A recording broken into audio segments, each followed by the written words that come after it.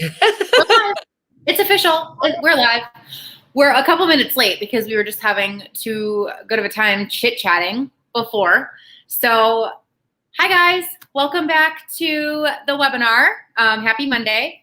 So for those of you who don't know me, my name is Jenna Overbaugh. I am an OCD therapist. I've been working with people who have OCD and anxiety for the past 10 or 12 years. And I have the wonderful Kristina with me this way.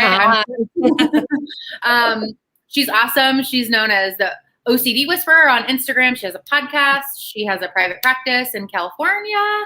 And she has a ton of courses and other cool things coming down the line here. So I wanted to bring her on and get her perspective for you guys because she's awesome. Kristina, I have to tell you too, the podcast episode that you and I did together on my podcast on rumination ended up being the top episode. Oh, wow. That's awesome. Which is crazy because I think I have like 70 plus now. And so that one was like, it just got huge. Everyone really loved it. So it's been my number one since it came out. So that's awesome because that's definitely. I attribute lots of that to you. Yeah. Well, I mean, I think it's actually a super important topic, and I mean, we'll talk about it a little later. But yeah, I think it's a massive topic that folks just need to really understand the difference between things. Mm-hmm. Yeah, for sure. So yeah, why don't you introduce yourself a little bit? Tell them a little bit about what you do from your perspective, and I will get our first question going. Okay, yeah. So Kristina Orlova, I have been in mental health for over a decade now. I've been specializing in OCD for, I think, 4 years at this point. I myself have OCD and lived a long time without knowing that it was OCD. And I definitely had tons of anxiety and guilt. Those were like, my friend would always say, she's like, you're like a little addict. You're like addicted to guilt. What is going on with you? And once I, understood I have OCD, I was like, oh, that's what's happening. So at any rate, in kind of putting it all together, it really propelled me forward. And also a lot of clients kept saying, I wish I could have little tidbits from you. I wish I could have you in my pocket. I wish you could create a podcast. And I sat with that for like a year. And finally, I'm like, you know what? Let me just try it. And so I created the OCD Whisperer podcast because of that. And my mission there is just to always make sure to leave at least one tip, one actionable item that somebody can do, because I know that there's, not a lot of resources. So I wanted to offer that. And then I created a monthly membership called Mastering OCD. And that's also in response to oftentimes hearing things like, I can't afford treatment, or I can't find a therapist in my area. So when I was thinking about people internationally and just in other parts of the world, like, yeah, what would I do if I was there? And I'm like, well, if there was something like this, so I created this hybrid where it's kind of recorded classes. And then every week I come on live and I have people submit their questions and I answer their questions and I give tons of examples and kind of also building a community of people and make it as, really cost effective. It's only $59 a month. So yeah. And then my practice. So. That's so awesome. That's right. You're bringing back a lot of things I love about you, which is, the lived experience and especially the fact that, as unfortunate as it was, you were struggling with it like so many other people do for a very, very long time, not knowing that it was OCD. And I'm sure so many people can just resonate with that. I made a post the other day on Instagram about like the feelings that it can bring about when you finally get diagnosed. And it's just, there's probably just so many feelings, right? Relief and disappointment and it's bittersweet. So yeah, your podcast is incredible. For me, it was actually like a lot of people, it was more like, nah, it's not OCD. No, it's OCD. Nah, it's not OCD. Wait, it's OCD. Nah, it's not OCD. It was more of that. Like, it wasn't even, it really took a minute to wrap my head and be like, no, this is OCD. Like, Kristina, this is OCD. This is it. And so once I've really recognized and truly embraced, like, no, this is like, and not doubt it, because, it's a doubting disease. So once I really embraced it, then I was like, oh my God, I actually felt relief personally. There was a moment of like, oh my God, I really have this. And then there's also relief because at least, I know what to do. Like I can understand what's happening, and I knew that there's strategies I can use to get better. Right. So for sure. So let's get into some of those strategies. Yeah, do it. I love to pick questions. We'll try to do our best. We won't get to everything, but I try to pick questions that would be applicable to everyone or many, many people. So hopefully these are all things that people can resonate with on some level. So I have my little seltzer too. Cheers. Cheers. All right. So you'll see it here, Kristina. Andrea, hi. How do you know if you should be checked into a hospital? I'm struggling living day-to-day life in fear. Any thoughts?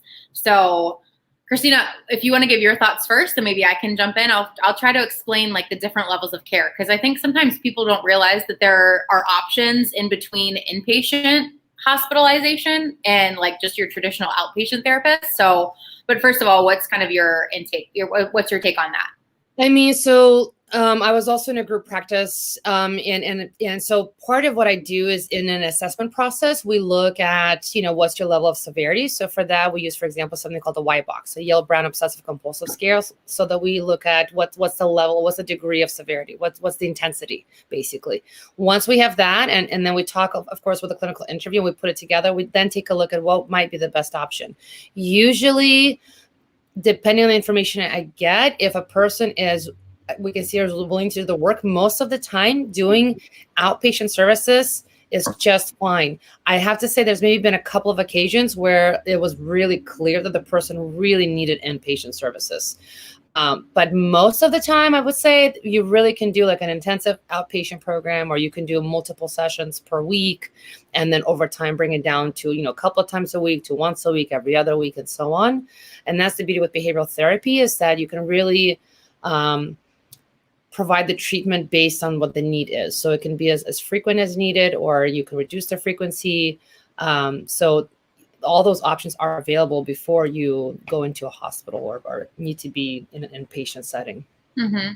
Right. So, and I think a lot of times people, and I did for the longest time too, until I got into college and grad school, that, it's not one or the other. It's not like I'm at this extreme end and I have to check myself into a hospital and it's this crazy lockdown type of situation, right. Or I just get the typical traditional outpatient setting where I see someone once a week or every other week.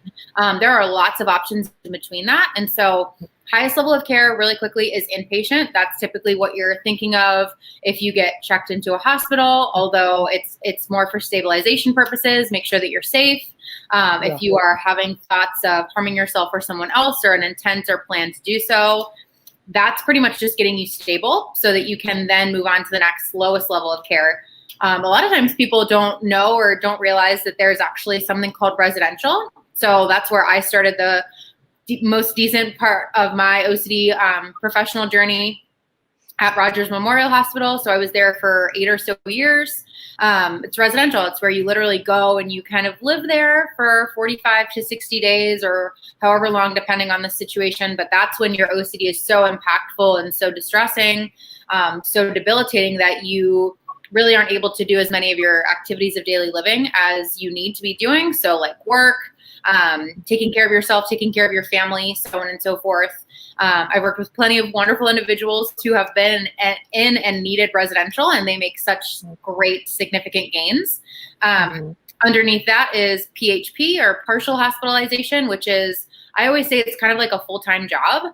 And again, the program, the program, like from program to program, might be a little bit different. But I think of it like a full-time job where you might have the evenings free to yourself. You might have the weekends free, but for the most part, like the majority of your day and your week is of dedicating yourself to treatment. And it's just really intense. The next level, even below that, is intensive outpatient, where you would see it's like a part-time job, I would say.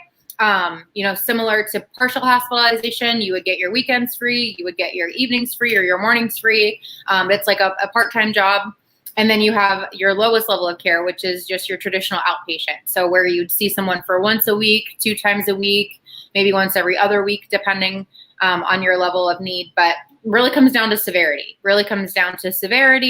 and everyone needs something a little bit different. So the good thing is if you reach out, we at NoCD, I don't know, Kristina, kind of what your practice is, but if outpatient isn't enough for someone, we'll find out what is. Like, we will help connect that person to services whatever we think is appropriate. So I don't know if you have any other thoughts about that. Yeah, no, I mean, for private practice, what it is like I said, we do an assessment to really figure out exactly what, like I said earlier, what is the level of severity. And once we know that, then I will give referrals. So I will give a list of resources depending on that level. So, like I said, for some people, an intensive outpatient program might be sufficient.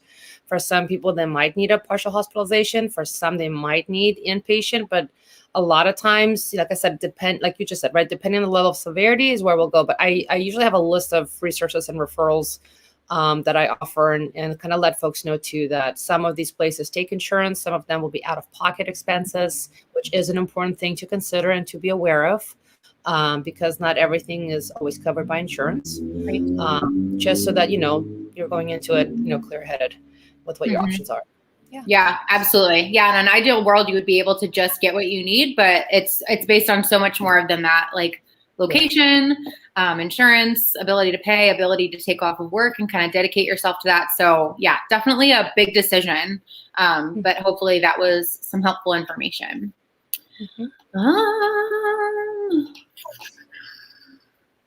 There was a really good one, Kristina. I'm curious what your thoughts are on this with lived experience. How do you suggest coming out of the closet and opening up about OCD to others, especially because it often involves taboo topics? What do you think? Good question. So what I often tell my own clients, and even for myself, one is it's really a personal decision, right? So I always tell people, look, you just know you don't have to tell people if you don't want to. If you do want to tell people, then it's going to be, you kind of have to ask yourself, what's your level of comfort? What's your driver for telling somebody? And then, how much do you want to disclose? So I give people options and kind of language that they can use depending on what they're wanting. So if somebody really, let's say, doesn't want to disclose too much, but wants to share with somebody that they do have bouts with anxiety, then I tell them, you can just use that language that, hey, sometimes I get really, I have intense anxiety that kind of hits. And sometimes what that means is I can't really think clearly and I'll get these really catastrophic thoughts. And they really can range sometimes into really uncomfortable areas, like I'm sure everybody has. So that could be one more general way. Another way could be more like if somebody wants to, let's say, open up, but they're having a taboo topic. But if it's important for you to share, remembering why it is important for you to share, then, you really want to give some sort of a framework.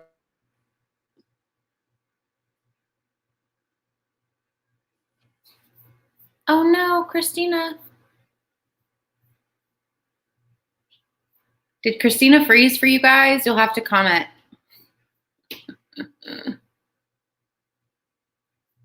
Well, I'm so glad while we wait for Kristina to come back.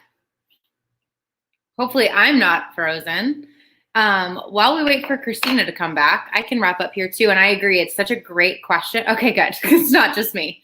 Like, let's say if it's pedophilia. Hey, can you hear me? Yeah, you froze a little bit, but we're good. We're back. Yeah, you can hear me now. So I was like, I'm going to just keep going. So yeah, so I was just saying that if, let's say it's something like pedophilia, OCD, and you feel like it's important to really share that, let's say with, a friend or a loved one or something, then it is giving people the framework of like, hey, so everybody has intrusive thoughts. Everybody has, some random thoughts that pop into our heads that we don't all like. And you might say something like, for me, sometimes I get these thoughts that just pop in. And I really don't like them, but I can't quite seem to control them. And they have me really doubt and question things. So even the language that I'm using right now as an example is I'm already describing the OCD experience. That's part of that educational component, right? So OCD is a doubting disease. It's intrusive thoughts or images or impulses or feelings. So that's kind of that education that I will provide to loved ones or family members or partners when I'm teaching them about kind of how this all works. And I'll give them examples. I'll even ask people like, when was the last time you had something random pop in your head? People will think about it and be like, oh yeah, the other day, this thing popped in. I'm like, yeah, okay. So imagine that happened, but imagine that happens a lot and you can't quite turn it off. And then imagine that it kind of jumps to different topics, because this way person has some way to actually connect to that experience that they can make sense of. And then you can decide whether you want to discuss the taboo topics or not. And again, why are they even taboo, right? They're taboo because in the world and society, we have certain rules. Like we all agree, generally, it's probably a good idea. We try not to kill each other or like rape each other. Like might be an okay thing, that we don't do that. So you might say like, because we all value that and that's so important.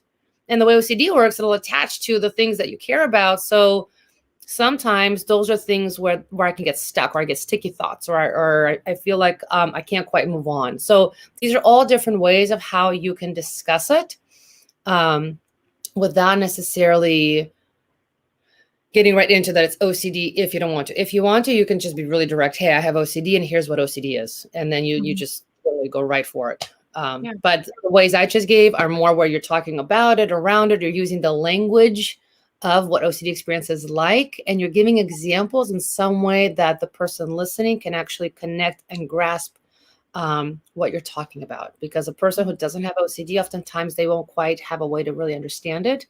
So it is important to give some sort of examples or something. Yeah. I hope that answers. The other piece of advice that comes to mind too is we just expanded our support groups, and we specifically have a support group for sexual topics. So definitely, if you haven't yet, download the No CD app. They're all free. You don't have to be in therapy services in order to sign up for the groups. But we specifically have one. I believe we actually have 2 separate groups for OCD sexual content. So this might be a really great opportunity for you to like practice opening up and like coming out of that closet with other people who struggle with it just like you. Kind of practice it in that non-threatening environment, and then maybe even get some feedback from them. Like, how do they? That's a great idea. Yeah, that's a really good idea. Yeah, like having like a friend or somebody you can practice and role play with. Exactly. It's all about finding the languaging that's going to work for you and figuring for yourself how much do you want to share about it or not. For sure. Yeah, that's a great idea. This is another really great question, Ellen. And this is one that I think so many people could benefit from listening to kind of our insights on. So what should I do when I'm occupied with my work or friends, etc., and OCD starts bothering me a small but significant amount? Should I practice later or ignore? So Ellen, really great question. And OCD is going to bother you when you're at work, when you're with your friends. There's never a good time to get a flat tire, right? Like there's never a good time for OCD to kind of bother you, and it's going to pick those most inopportune times when you're trying to enjoy yourself, when you're doing something that's of value to you. I think that managing OCD is a delicate balance and a back and forth of offense versus defense. So offense is this like willingly putting yourself in this place of discomfort, doing the exposure, purposefully putting yourself in this place of discomfort. I am going to go and look at that child. I am going to go and have that conversation without rehearsing it first. Whatever it is. Defense is more along the lines of what you're talking about, Ellen, like kind of caught me off guard. Whoa, okay, I got to rein it back in. What are the rituals that I'm wanting to do right now? What are the safety behaviors that I'm wanting to do right now? What are the fears that I'm having right now? And how can my only responsibility is to not do those rituals, right? My only responsibility is to not do those safety seeking behaviors, to not engage in that avoidance, to not try not to do any of those rituals, and to consequently just let myself be anxious, allow that anxiety to be there, and I'm not going to respond to it one way or the other. Kind of having that attitude eventually of, I'm at work right now, I'm with my friends. That anxiety can either be there or it cannot be there. That OCD can either be there or it cannot be there, but I'm not going to participate in it. I'm not going to do anything to kind of exacerbate it. I'm not going to ritualize through it to try to get it to go, I'm here. I'm doing my work and I'm with my friends. So I know it sounds so much easier than it actually is in practice. Just lost Kristina again. We have a black hole there. That's okay. We'll keep going. So yeah, a delicate balance kind of offense and defense. You can definitely practice later. And, I wouldn't dismiss the thought, wouldn't do thought stopping, but definitely notice and go back to whatever it was that you were doing. You can still do the work that you need to do. Show the OCD. We lost her. That's okay. I want you to show your OCD that you can still hang out with your friends, that you can still do your work despite OCD kind of wanting to latch on. By you being like, nope, sorry, I'm moving on. Like, I'm going to keep doing what I was doing anyway. The OCD probably won't stay as sticky. Cool. We got her back. Technology. That's all good. This is not really a question, but more so like a resource sharing. Can you guys make a video of what OCD is? I need a video to show my mom. She thinks it's just having things neat. But these thoughts are disturbing. So Kristina, do you have any like off the top of your head kind of resources or things? I mean, I don't have a video, but the very first episode of my podcast, OCD Whisperer podcast, literally that's the first episode. That's exactly what I did it for, is what is OCD. So I literally send it to clients. I send it to clients' parents. I send it to people, say, share this with your significant other. You yourself keep listening to this for your own psychoeducation. So you can check that out, episode 1 on the OCD Whisperer podcast. And then, of course, there are other resources. There's Nathan Peterson. He has his YouTube channel, and he definitely gets into that as well. And he does more video based. I did start a YouTube channel as well, but I don't have that first podcast in a video format. I just have the more recent podcast in the video format. Yeah. Nice name drop. Nathan Peterson is actually coming on. I forget when, but he's coming on here one of these days. I'm actually going on his tomorrow. So Nathan Peterson is incredible. As far as like what is OCD, I agree with the podcasts. That seems a little bit more palatable for people. So saying like, hey, here's this link to this podcast, like maybe just give it a listen. They're portable, people can easily listen to them kind of on their drive. So it's not this thing that they have to like take this time out to do. So they're more likely to do it. No CD also has some, I think, really good information on our website, but we also have a really great YouTube channel. If you guys aren't already watching on there, or if you're on Facebook, there's a lot of really great videos. Most of them are with Dr. Patrick McGrath, just kind of describing what OCD is. But yeah, I like also the International OCD Foundation, right? I mean, on at the International OCD Foundation, if you guys don't know what that is, you should definitely check it out. There's a lot of resources there as well, specifically for family members, specifically for these kind of questions. So that's another place you can always look at, and you can show to your mom, or have your mom actually look through that website. Yeah. Some other individuals are posting resources, so definitely try to make sure that you check out the comment section. But apparently there's a video on in a cartoon form on YouTube that helps a lot. So there's a lot of good things on the internet. YouTube, just make sure that it's from a reputable source like the International OCD Foundation, No CD, so on and so forth. I like this one. How do you prepare for therapy? Like in the couple days moving into before therapy, I've gotten this question a lot lately. Like, what do I expect? Obviously, like people who have OCD, right? Like that intolerance of uncertainty, like kind of wanting to know what to expect. And so, I mean, I've been in therapy before too, so I get it. Like you kind of want to know what to expect, and it makes you anxious, right? So it's an anxiety-provoking experience. So how would you encourage someone, or like what advice would you give them to kind of prepare for a therapy session? I think the best thing, somebody who's seen a therapist and am a therapist, really is make sure that you are able to speak up and don't be shy in speaking up for whatever your needs are, because, your therapist may be well trained, but they can't still read your mind. So if something isn't quite working for you, even though, let's say they know in their mind, like the steps they have to take you through to get you through that journey of like, if it's OCD treatment, then it's exposure response prevention with, mindfulness and acceptance-based work and values. But like, they know kind of what things they need to teach you. But if you're not open and honest with them about, where you really are at with your capacity or your willingness to do the work, then, you kind of might miss each other. So I think the most important thing is, as you start the therapy, I think the biggest thing to prepare for is just, to really enjoy the journey and the process. Make sure that you feel like that's a nice fit and you can really work with the person.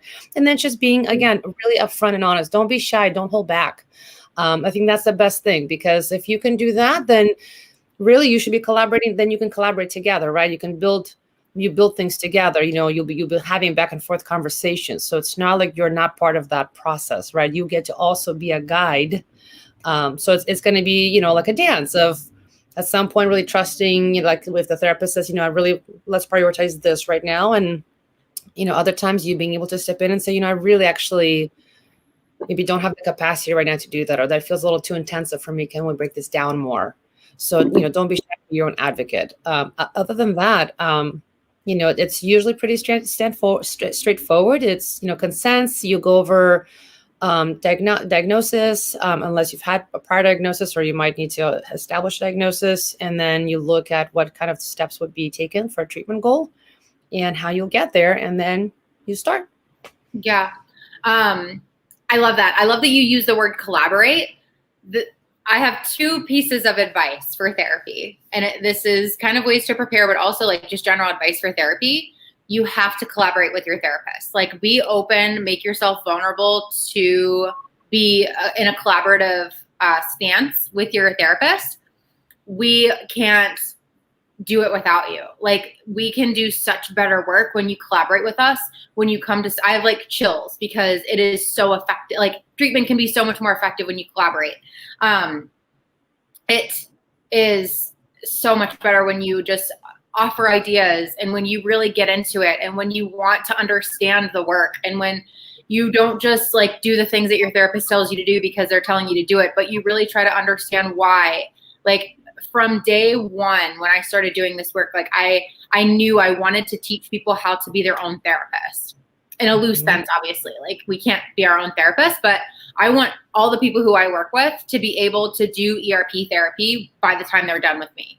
I want them to understand, like, when we cross off exposures, when we don't cross off exposures. I want them to be able to take a trigger and formulate ideas for exposures from that. I want them to be able to know what their rituals are before they go into a situation. Like, be willing to be collaborative with your therapist, and you'll walk out of therapy being able to do the therapy on your own. And what that does is it enables you to be able to, when OCD comes back and tries to do that whack-a-mole situation like it often does, you'll be able to apply all the skills that you learned with your therapist and be able to apply it to this new situation.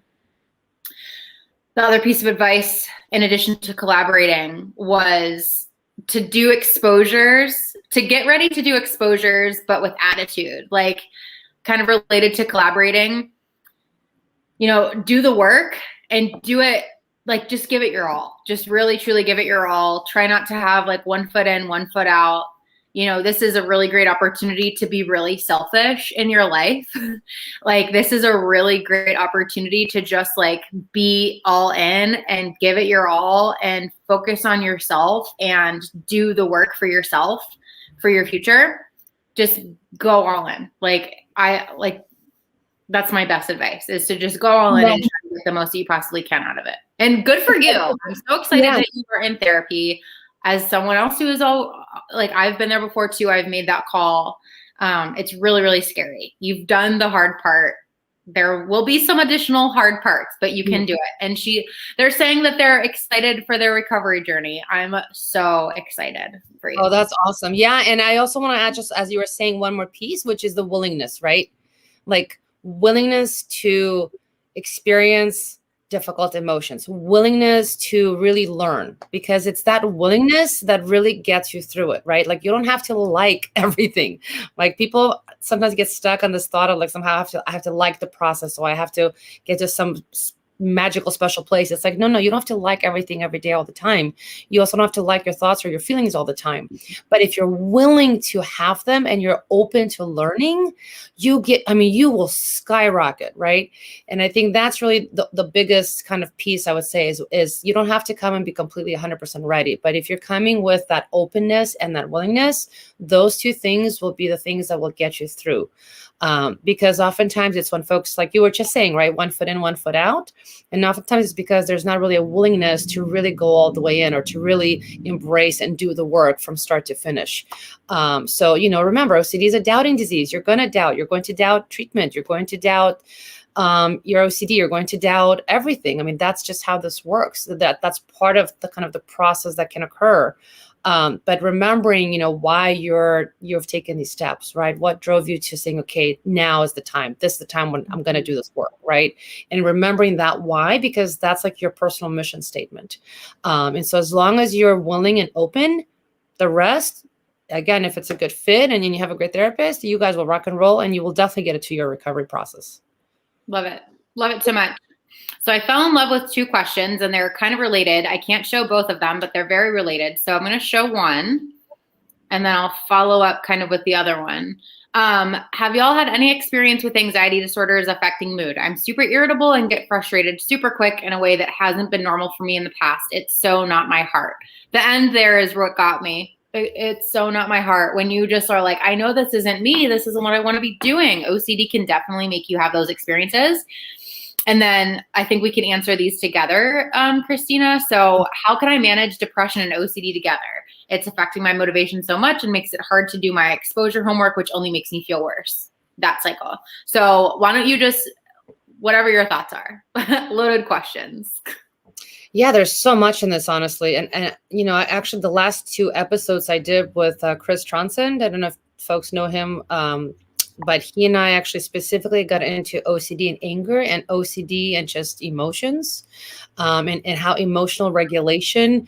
I think this is often not talked about enough, but OCD actually, unbeknownst, you know, like I said, before even I knew that I had OCD, unbeknownst to me for a long time, like it absolutely impacts your emotional state. And that includes being angry or being irritable or suddenly feeling, you know, intense feelings of guilt. But if we're going to talk about irritability and anger piece, like I said, the second to last podcast is literally just on this topic. Because, you know, with OCD, like if you have, you know, certain rituals you're used to doing, or you kind of want things a certain way. And as we all know, you know, you can control yourself. You can't really control other people or the environment. So if you're around other people or an environment where people are doing things that suddenly, you know, it's not how you wanted it, that can get you go from 0 to 100 in 2 seconds fast, because you're going to get really upset because it's like, oh, I need it that way, or I want it that way, or I feel like it has to be a certain way. Mm-hmm. Right. And so when you're having that kind of an experience, it's kind of being able to put that together and recognize what's happening. And oftentimes when it comes to something like that, in that realm, you know, we want to look at things like mindfulness. We want to look at things like some deep breathing, because you want to create some sort of a way to interrupt, or just a little bit kind of get in there when you know, you just start to spike and you get really irritated or angry or upset. Just, you can just take a moment before you go into any reactive mode, just to slow it down just a notch, to create a little bit of space, so that you can help your being and body and brain recalibrate a little bit. And the more, of course, you practice that over time, the better you get. And also, something we talked about with Chris is that actually it's been shown that, you know, when you're doing ERP work for OCD folks, ERP actually helps with the emotional regulation component for people with OCD, because you are now, instead of getting surprised, you know, you're really taking that initiative, you're taking that drive and directive to really go after your triggers. And in doing so, you're really starting to study your OCD, you're studying your anxiety cycle. And when you start to study it and learn it, you start to learn and recognize your patterns and your themes. And in that way, it can become more predictable and more clear to you. So that you it's like peeling an onion, like it's a really layered experience. But that's why, you know, when you're doing deliberate focused practice with ERP, you get to really uncover all of that for yourself. So then you can learn what are the things that might get you in that kind of irritated mood. So that's kind of the first piece that came to mind in terms of when we're talking about irritability or frustration or things like that, especially as it pertains to OCD. And I'll pause there for now and kind of give it back to you. Sure. Yeah. So first of all, I think so many people could resonate with the fact that when they have anxiety, when they have, you know, really severe OCD symptoms, of course, there's going to be some element of some other mood difficulties there, right? In fact, when I was at residential, it was almost strange to have such severe OCD and have someone not have depression. Of course, if your OCD is debilitating you to that extent, like we would expect that you would be at least a little bit depressed about that. Like, yeah. You know, it's so common that it's actually strange to see it not that way, especially in the, you know, residential setting where it's really debilitating. But you know, to that end, exposure and response prevention, actually, it's not an evidence-based treatment for depression, but as a result of doing exposure and response prevention, you will find that research shows you'll have a decrease in your depressive symptoms as well. And some of that is because you're getting your life back, you're increasing that self-confidence, You're feeling, more what we call self-efficacy, this I can do it kind of experience. And I don't think so. The evidence-based practice for depression is behavioral activation, or one of the evidence-based practices for depression is behavioral activation. Behavioral activation is a great complement to ERP. Now, you can't treat OCD with behavioral activation, but I think like one of my favorite things to do is to develop ideas for exposures around behavioral activation activities. Behavioral activation is just doing more routine activities, valued activities, and enjoyable activities that you've reduced or stopped doing because of your symptoms. So making out a list of valued activities, making out a list of enjoyable activities, routine activities like brushing your teeth, making your bed, paying bills, all the things that you've reduced or stopped doing. And maybe you've stopped doing it because of sadness or anger or distress. Maybe you've stopped doing them because of OCD. Making it so that those are your treatment targets and making those so that those are your priorities to work on in treatment, you can do two birds with one stone. You can attack the ERP piece, and you can also help lift the depression a little bit and get your mood more stable by engaging in these activities. So also something that you can play around with, maybe these exposures are just too difficult for you. Maybe it's just too overwhelming. So maybe it's possible to, just tinker with the exposures a little bit with the help of a therapist potentially, so that it just doesn't feel so overwhelming. For the most part, I would rather somebody do a smaller exposure that they could manage and feel confident with than to do more intensive exposures and feel frustrated and irritable and like I can't do it. So you can play around with that as well. But yeah, you're in good company, unfortunately. These things go hand in hand a lot of the time. And a good ERP therapist will be able to help you with that, right? So a good therapist is going to be able to help you navigate those problems as they come up, help you with the motivation piece, help you with the irritability and the frustration. Anxiety can definitely come up as frustration and irritability for sure. Totally, exactly. And ERP, like you said, because you do end up making contact with your triggers, so you are in. There's no way around it. You are going to start to engage with things more, and the more you engage back with life and your activities, the more everything else starts to change and shift. Absolutely. Cool. Yeah. This might be. I don't want to give specific advice, but I think everyone could benefit from knowing, like, okay, what are the first steps to challenging myself? What are the first steps to changing an OCD routine and ritual? And yeah, I don't want to give specific advice just because OCD is OCD, right? Like obviously everyone's experience is very personal to them, but if we can give practical advice about the first steps of changing an OCD routine and ritual, then everyone can benefit, right? So what's the first step to changing an OCD routine and ritual? Something that comes to mind to me is something that we have people start with, like the very, very first step. After we obviously do the psychoeducation, I think psychoeducation and just like understanding the whole cycles here is so hugely important for people. Like you have to understand the nuances of OCD. You have to understand like the anxiety cycle and how rituals reinforce obsessions via negative reinforcement. So if you haven't started there, the first step I think to changing any of this is psychoeducation. You have to kind of understand it. The second piece that we start with, Kristina, you can kind of tell us what your first steps are. We start with a self-monitoring form, like a little trigger form.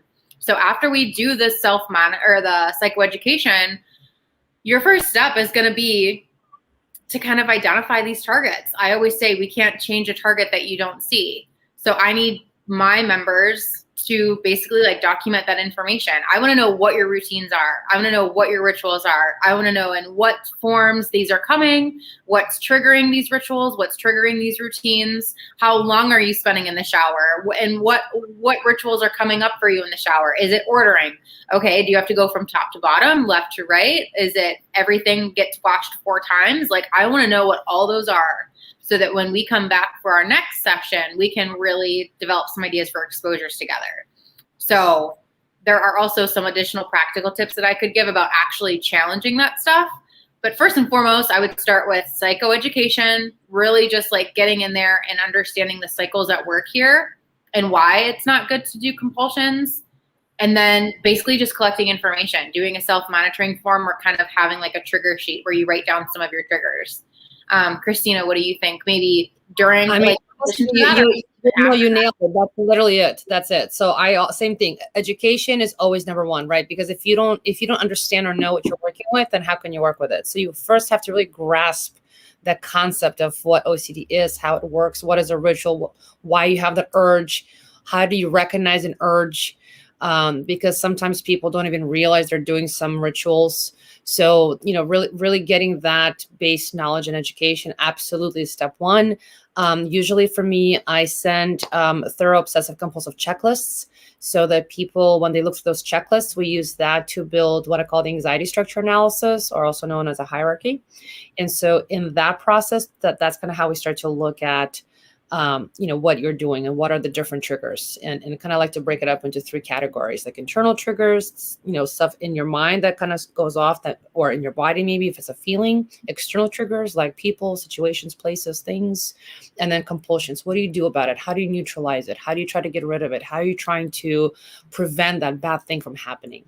And then, once we know all that, then we say, okay, where are you willing to start? What are you willing to start to work on? And we'll pick that place that you're willing to work with, and we'll start from there. And then we'll start teaching you about steps and processes, how to challenge things, how to do exposure work, and so on. But absolutely, first it has to be education, and then kind of understanding, as I call it, your roadmap, the roadmap to your OCD and your cycle, like what's going on, and really helping you learn how to, like you were saying, track those different triggers and different things that are happening. Yeah, for sure. And then, I mean, the best thing to do is going to be resisting the ritual, right? And that seems like, that sounds so simple, and it's not. I know that. The best thing that you could possibly do is to resist the ritual, right? So to resist the routine, to resist the ritual completely. Now, I will say, if that's too difficult for you, you could play around with 2 other strategies that I often recommend, which would be playing around with reducing a ritual, right? So just off the top of my head, let's say that you're struggling with brushing your teeth. Maybe instead of, doing it, maybe brushing your teeth for 5 minutes or until you count to 27, and you can't resist that completely. You can't resist brushing your teeth altogether. You can't resist counting altogether. Maybe you reduce it. Maybe you count to 15. Maybe you do it for 3 minutes or 3 minutes and 13 seconds. I don't know. Just finding some way to kind of reduce it. The rationale behind reducing it is that you want to be uncertain. You want to be anxious. And I know that sounds totally counterintuitive, but anything that's counterintuitive to the OCD sounds great. It doesn't sound great, but it is great. So you want to be anxious. You want to be uncomfortable. You want to be uncertain. And by reducing the ritual, it's kind of like my son when he asks for a donut. I don't want to and if I'm trying to get him away from donuts for whatever reason, I'm not just going to give him a donut. Maybe, and if I can't just like not give him the donut completely or not give him anything completely, maybe I'll give him a Tootsie Roll, right? He doesn't like Tootsie Rolls that much, but maybe it's enough just to get the edge off, right? So it's a reduced ritual. You can also play around with postponing. So let's say that you're struggling with checking something or wanting to check something, but you wanted to try to resist it, but it was too hard for you to just resist it completely. Give yourself 20 minutes. Give yourself 30 seconds, whatever it is, trying to basically expand the amount of time in between your anxiety and your obsession and the compulsion is going to make it less reinforcing when you actually do the compulsion. So if you can't resist completely, which is still always going to be the best bet, always, next best thing that you could do is to practice ritual reduction and postponing rituals.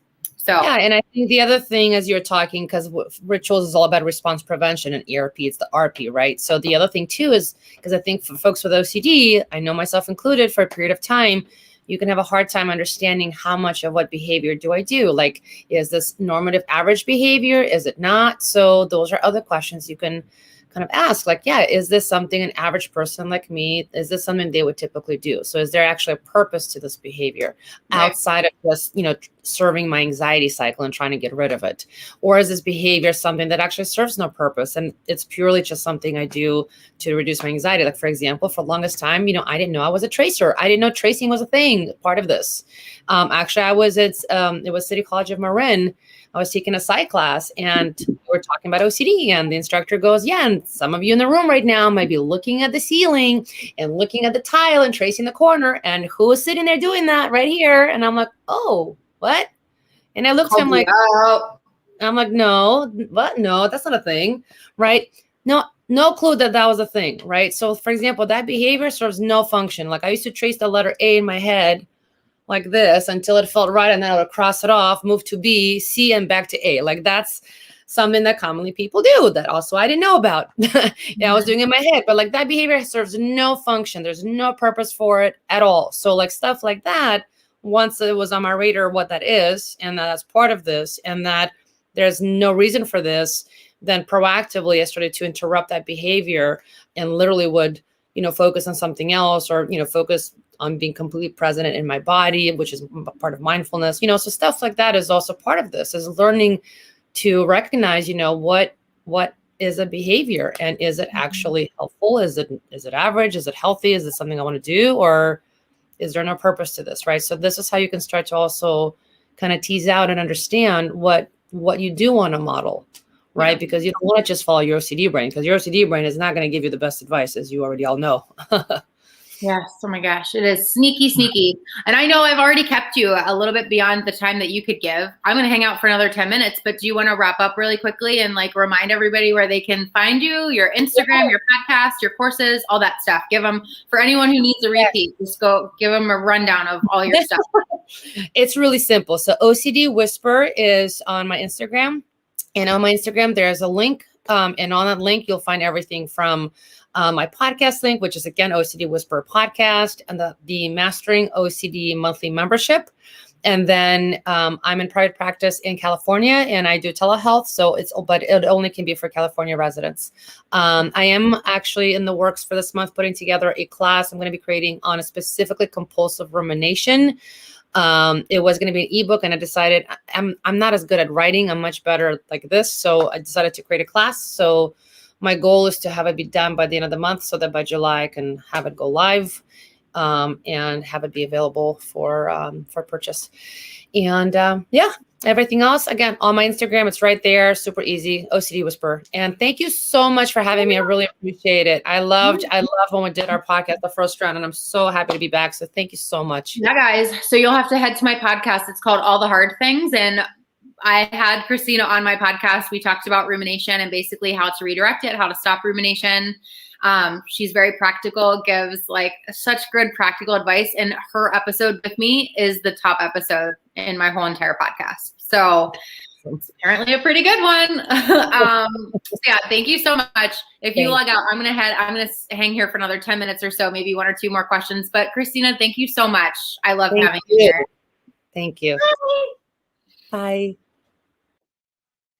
Alrighty.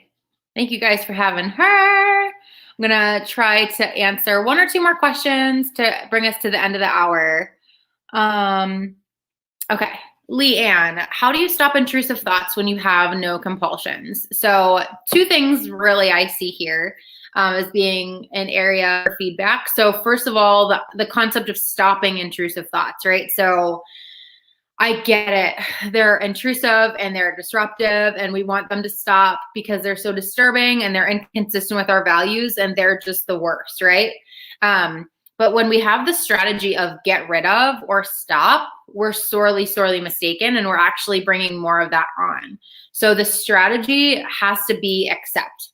The strategy always has to be acceptance. How can I accept these intrusive thoughts when I have no compulsions? How can I accept these intrusive thoughts for the rest of my life?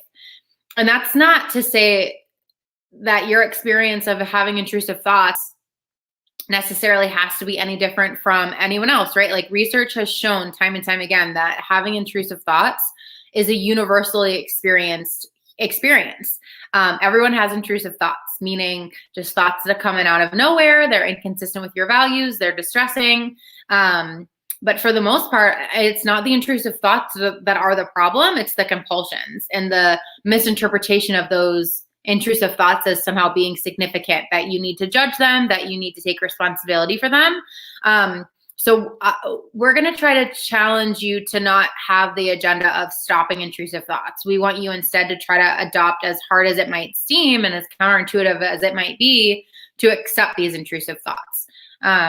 Because I have them, the person who checked you out at the grocery store most recently has intrusive thoughts. Everyone has intrusive thoughts. I've never, all of the time that I've met and been working with people who have OCD, from these forums to residential in Wisconsin to Johns Hopkins working with children and adolescents, like I've never, ever, ever, ever, ever met anyone who we weren't able to identify at least one compulsion, even if it's as simple as avoidance or distraction.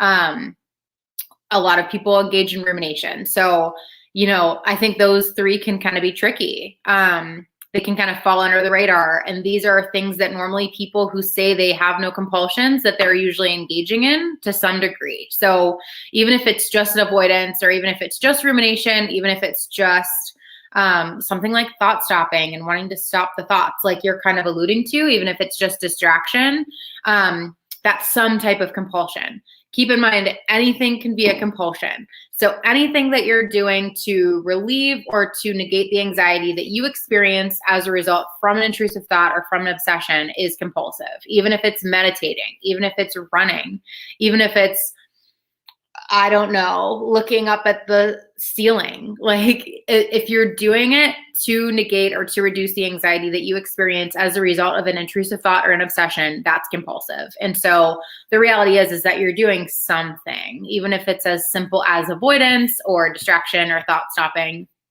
maybe even something else. And so I think my other piece of advice to you would just be to really broaden your understanding and your scope of like what you are identifying as compulsive.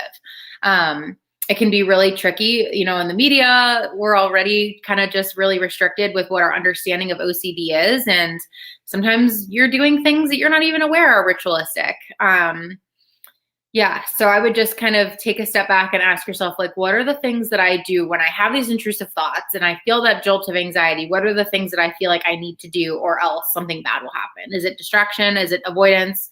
Is it thought stopping? Is it neutralizing of some kind? Is it praying? Is it self-assurance by telling myself that, oh, that doesn't matter. That's just a thought. Whatever it is that you're doing, that would more than likely be your compulsion. So in addition to kind of re-navigating that concept, re-navigating that strategy, moving from stopping thoughts, that kind of strategy, to more of an accepting thought strategy, in addition to just like broadening your scope of kind of what compulsions can be, I think those two things can be super, super helpful. Okay. So really, really quickly, my OCD therapist says to sit with the thought. How do you do that? So two really good references. We only have a couple minutes left, so I won't be able to go super in detail, but two really great references that I would share with you are, one, Windsor Flynn on Instagram. I'll post it. I'll try to comment here with the link to their Instagram. She has a really great post on how to sit with thoughts. It's really good. If you scroll back, she has some posts on it, and it says very clearly like how to sit with intrusive thoughts, how to sit with anxious thoughts. And essentially what that means is you're going to resist your rituals and sit with anything else that comes before that, right? So a lot of times we experience obsessions in the form of a question, like what if, or am I clean, or did I look at that child the wrong way, or what does this mean about me? It's all going to come in the form of a question for the most part. Your only job is to not answer that question. And so as you don't answer that question, what you're sitting with is the consequence of not answering that question, right? Like you're allowing that unanswerable question to be there. And so just letting yourself be there. I think sometimes people think like, oh, sitting with the thought, that means I have to add a part of the equation that I haven't been doing. I think of it like a math equation. When people think like, oh yeah, I have to sit with it, so I have to add a piece of the equation to what I've already been doing. I don't think of it as you adding anything. I think of it as you actually eliminating a piece of it that was never natural to be there in the first place, right? So there's a bee right outside the window. I don't like bees. I'm like terrified of bees.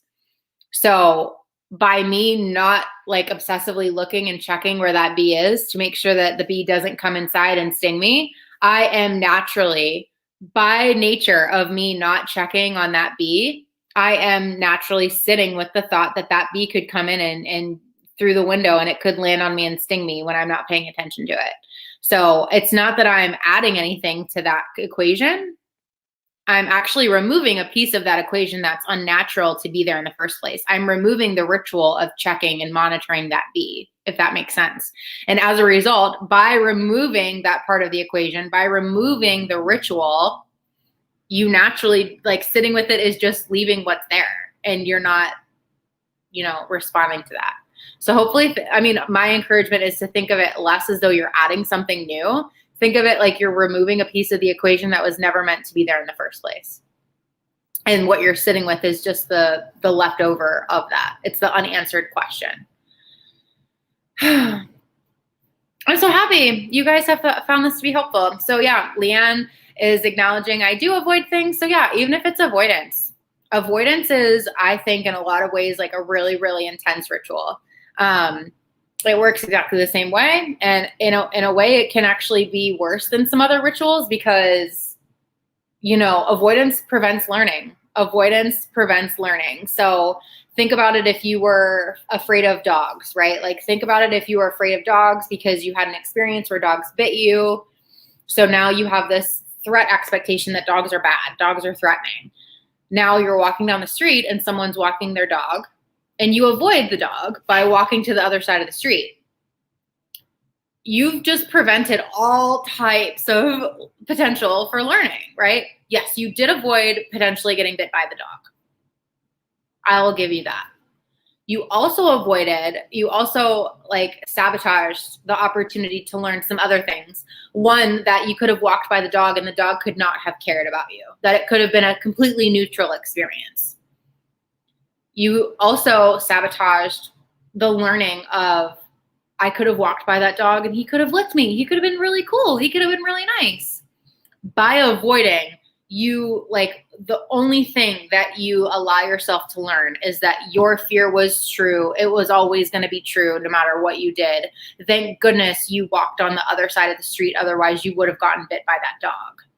So I think in a lot of ways, avoidance can be really, really, really bad. So yeah, my advice when it comes to avoidance is think about all the other things that you could be missing out on, right? Like it's scary to walk by that dog because you're right. You could get bit. And so many other awesome things could happen too. So many neutral things could happen. That dog could not care about you at all, right? He could also be really, really cool. He could bite you, but he could also be really cool. Could also be really, really lame and like not want anything to do with you. I avoid new people and conversations. My therapist said I'm really good at avoiding literally anything I don't want to talk about. So talk about all the things. Whether it's on an online forum, whether it's with someone you care about, whether it's with a friend, whether it's in one of our support groups through an OCD. That's a good segue, guys. I'll end it there. So really quick reminder, we just full on expanded our support groups at NoCD. So in the past, we offered 5 or 6 of them. We're onboarding 30 therapists to do these support groups. And we're offering more general support groups. We're offering specified support groups. OCD sexual content is one of them. We're also going to have one for parents and caregivers called Supporting Those Who Have OCD. So if any parents or caregivers want to go, that is available. We have ones for students who have OCD. We have one for young adults. We have so many awesome things. So you can access the calendar in the support group list by going to your app. So it's, if you download the free OCD app, it's going to be the first little graphic there on your main page. It says introducing support groups, introducing community support groups. You can sign up there. Or you can go to www.treatmyocd.com/support-groups. And yes, people do join the groups. Sometimes they are like 10 is probably like the small, on the smaller end. Sometimes they're a little bit bigger. So yes, you will definitely not be the only one. You will most def not be the only one. You may be the only one. I don't know. I'm not going to say. I could imagine a scenario where you would go and maybe you would be the only one, and I will let you sit with that. But they're awesome. All of them are led by an OCD therapist. They're peer-based, so they're not therapeutic in nature. It's an opportunity for you guys to hear other people who have OCD, share your story, hear their stories, give feedback and give advice to peers, and it's just, they're incredible. So definitely head to the website or your app to check it out. I'll also post the link here, treatmyocd.com/support-groups. There we go. Okay, I think we're good. Funny. I like talking. Yes, I like talking to you guys and seeing you chat back. Okay, hang out with me for a second while I post the sitting with my thoughts. Dun, dun, dun. I will also be back, you guys, on Wednesday. I'm taking over for Dr. McGrath. He wasn't able to make it. Don't let me sit with that. That's funny. You guys are funny. I'm taking over for Dr. McGrath this Wednesday. I'm going to be back with Debbie. You guys really liked Debbie. So if you don't know Debbie, she was with me, I think, last Monday. She's an OCD warrior. She's an advocate. She also has a background with substance use. So she has done a lot in that community to just raise awareness of it. So Debbie's coming back. You guys just loved Debbie, and I loved Debbie. She had a great energy, and she was just really, really wonderful. So, but Dr. McGrath, I think, comes on and has, doesn't he like jam out to music for the first 5 minutes? I'll have to come with some rock tunes to jam out to for the first 5 minutes of my Wednesday live. All right, I'm on Windsor's page. So she is on Instagram, windsor.flynn. And I am going to try to find that specific post so you guys don't have to go back and find it.